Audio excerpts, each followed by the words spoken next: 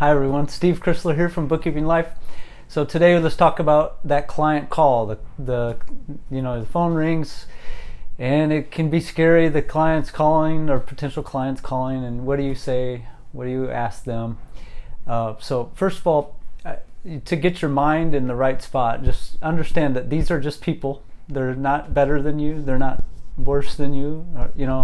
We're all the same. We're all just humans, and they're actually calling you. Don't think of it like a job interview, because they're actually calling you because you've got really good branding, you've got really good advertising, you got a website, and they're calling you because they assume that you know what you're doing, that you're there to provide them with bookkeeping services. So they're actually, believe it or not, a lot of times they can be nervous. They can be embarrassed about the state of their affairs, and so don't think that. I know it's easy to say not to be nervous, but just try not to be nervous, because eventually you're going to get really good at it. You're gonna kind of laugh at your old self and realize that it's not a big deal, and it's really not. There's only just a few things that you need to know when someone calls. So, okay, phone rings, someone calls, answer it, say, hey, this is Steve, and they say something along the lines of, hi, I saw your ad and saw you online, and I need some bookkeeping help. And the first question I ask, if they don't lead with it, is, okay, what kind of industry are you in? I just kind of want to know what kind of industry. It doesn't have to be the first question you ask them, and it's not always the first question I ask them, but I kind of like to know what type of industry it is, and so they'll answer that. And I don't really base too many other questions off of that answer. It's just, is it an industry that I already have clients in, or something that interests me? It's just a good piece of information to know. Then I say, what are you currently doing for your books? And more times than not, and I'd say probably rarely, does anyone ever call me and say, hey, I'm about to start a bookkeeping or a business, and I need bookkeeping services. They usually already have their business going, and they've either been doing it themselves, they haven't been doing it at all, or they've had a different bookkeeper and they're not pleased with them. So the question I ask is, what have you been doing up till now for your bookkeeping? And they answer that. They say, well, I've been doing it myself, and it's kind of getting away from me, and I don't really know what I'm doing. And I say, okay. And then how long? Or they say that they've had a bookkeeper, and kind of the next question is, no matter what they say, the next question is, so because you want to establish how far back, you want to establish your starting point. So the starting point will either be when their business started, or when their books, if they had existing books, when their books kind of got messy, or they stopped doing their books, or the previous bookkeeper stopped doing them.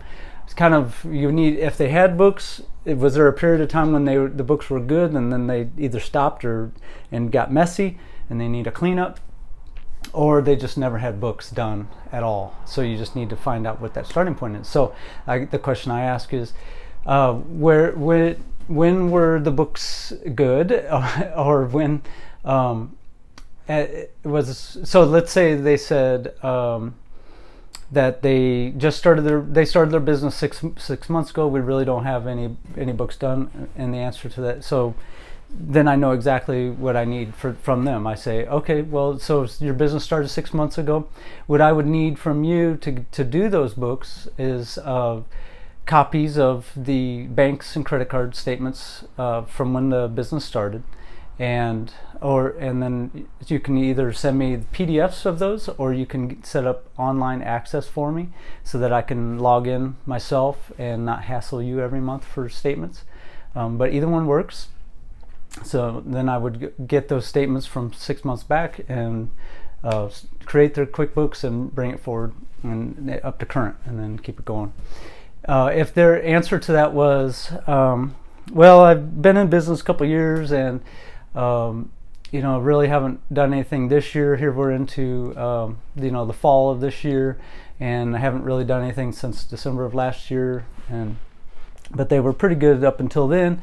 And then you'd say, okay, well, I just need a copy of those books, or if you're using QuickBooks Online, you can invite me to the company file, and then I would just need the statements or online access from, just like I said before, from January 1st up until current. So you want a copy of the QuickBooks file or access to it if it's online, and then the information from when it went bad or when they stopped up to current, so that you can bring it up to date.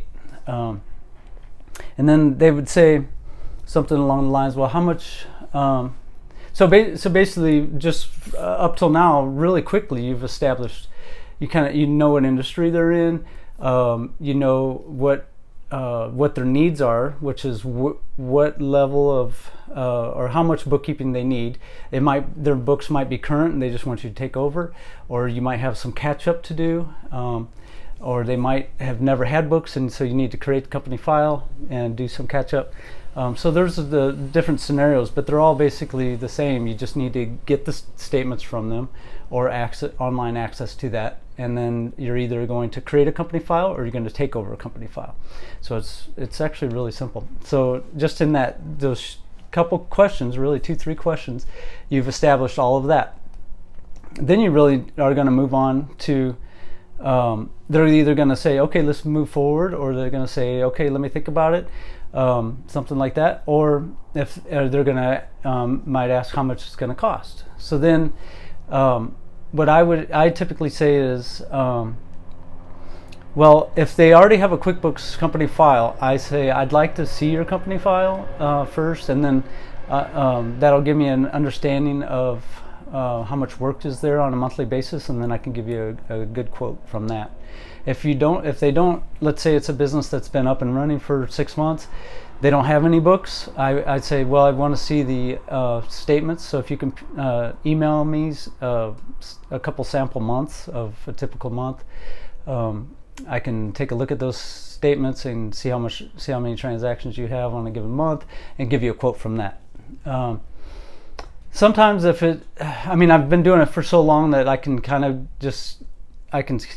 say, well, how many pages of transactions are your statements, and knowing what bank or credit card they use, I know what a typical statement looks like on there. So if it's a Wells Fargo bank and they say it's X amount of pages, I kind of already have an idea of what that looks like, or Capital One credit card, what those statements look like. So, and they can say, well, it's typically like 3 to 5 pages of transactions, blah blah blah, and then I give them a quote. I can give them a quote pretty much off that, but I always leave myself a little wiggle room. So I say, well, based upon what you're saying, it sounds like it's probably going to be, say, $200 a month. But once I actually get the information, that I confirm that up with you before I start on anything, and make sure that we're on the same page. It's that simple. You don't have to make it really complicated. You just kind of have your base number. You kind of know where it would fall. And when you're first starting out, you don't know what that is, and that's okay. You can say a number, $150 a month or $200 a month, and but always say, once I actually have the information, I'll firm that quote up with you and make sure that we're in agreement before I start any work. So it does a couple things by saying that. One, it weeds out potentially anybody wasting anybody's time.